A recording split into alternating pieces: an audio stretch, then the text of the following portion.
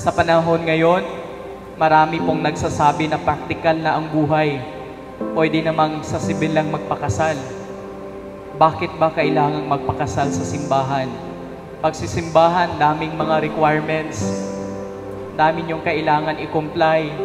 Kailangan yung pang magpa-interview at ano pa man ang...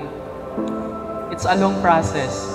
Pero nakakatuwa sapagkat nakita nyo pa rin ang kahalagahan ng sakramentong ito.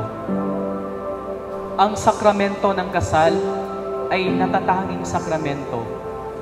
Ito'y sumasagisag o sumasalamin sa pagmamahal ng Diyos, sa pagmamahal ni Kristo sa kanyang simbahan o sa ating lahat.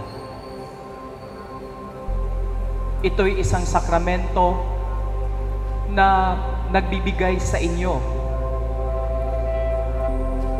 para patatagin ang inyong pagmamahalan sa isa't isa.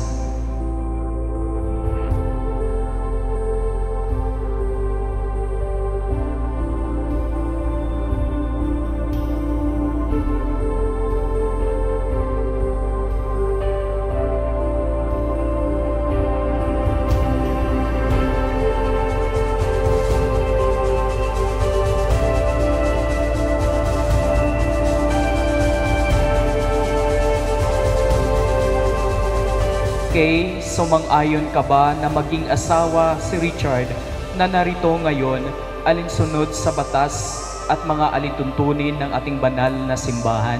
Opo, Padre. Buong puso ba ang pagkakaloob mo sa kanya ng iyong sarili bilang kanyang may bahay? Opo, Padre.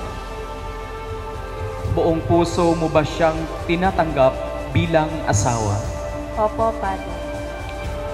Richard, sumasang-ayon ka ba na maging asawa si Kay na narito ngayon alinsunod sa batas at mga alituntunin ng ating banal na simbahan? Opo, Padre. Buong puso ba ang pagkakaloob mo sa kanya ng iyong sarili bilang kanyang asawa? Opo, Padre. Buong puso mo ba siyang tinatanggap bilang may bahay? Opo, Padre.